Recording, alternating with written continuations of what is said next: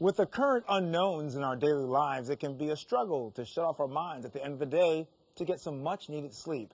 Joining us now via Zoom is chef, nutritionist, and Reiki master, Serena Poon, who's going to let us in on some secret ingredients for a nice, soothing sleep. Hey, Serena. Hey, Dr. Ian. How are you? Good. Thanks for joining us. You look very nice. You have a nice little setup over there. Oh, well, thank you. I'm excited. Yes. Well, listen, a good night's sleep is a must, of course, for our immune system to stay in good fighting shape. Now, you've been working on your own immune system because you had COVID, right? Yes, I did. I had COVID-19, and I actually lost my sense of smell, and it affected my sense of taste. But I'm almost fully recovered, and I just want to help people stay in good fighting shape.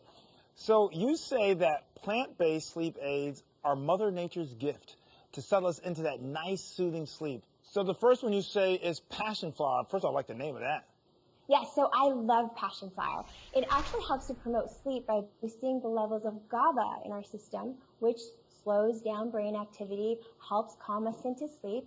And when consumed nightly as an herbal tea, it's shown to improve the quality of our sleep by 7 days. So it's great to just make a cup of Passionflower tea before bed. Awesome. Your second plant-based sleep aid is called Tulsi Tea. I've never heard of that.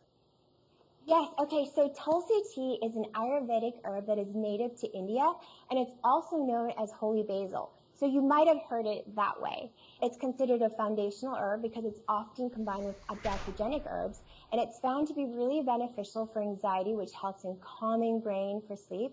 And this is another great tea that you can just make a cup of. You can combine them both at night for sleep. Nice. And your final recommendation is something we actually don't need to drink hot in order to get the benefits. So why is tart cherry juice good for sleep? So tart cherry juice is a natural form of melatonin. Tart cherries actually contain tryptophan, which helps to prolong the effects of melatonin and helps to induce sleep. Tart cherry juice is also really great for muscle soreness.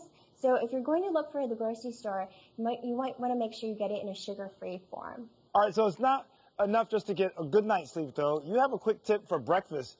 You say it's good. This tip will help you start your day right. Yes, so I talk about having veggie hash slap for breakfast because I love to remind people to eat veggies for breakfast. So with the veggie hash, it's almost like you're having a savory smoothie, but on your plate. Sweet potatoes are a key ingredient in the veggie hash because they're a go-to for a strong immune system. It even helps to form the mucous membranes that line our respiratory tract, which acts as a protective barrier to the outside world, keeping all those germs out. So these are a must-have in the veggie hash. Absolutely. Along with bell peppers.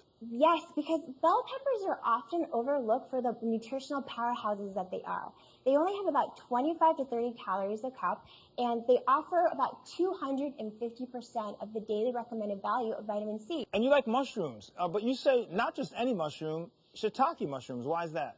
They're low in calorie, they have lots of fiber, so they kind of help keep you fuller longer, and it's got a lot of the same essential amino acids that you find in meat. So it's a great plant-based source of protein. It's actually got about 7 of the 8 essential amino acids. You just want to make sure you don't have an allergy or an inflammatory response to mushrooms. Awesome. And of course, we don't want to leave out those leafy greens, right? They're important. Oh, leafy greens are such a go-to for me. So leafy greens like kale, Swiss chard, spinach. Swiss chard is actually one of those foods that often gets forgotten about, but it has a really impressive nutritional profile. And I can't stress enough about diversifying your greens so that you get a wide range of benefits. Okay, what's your final ingredient for us?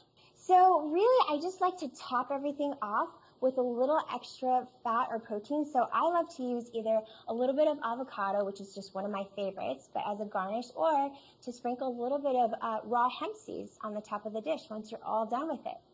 And this is how it looks like once you've followed the recipe and you're all done. Man, you are making me hungry just looking at it. Come get some. Yeah, you got to send me some. I want some of that big time. All right, Serena, thanks for joining us. Thank you so much for having me. Have fun. All right, take care. You can find the complete veggie hash recipe on our website at thedoctorstv.com.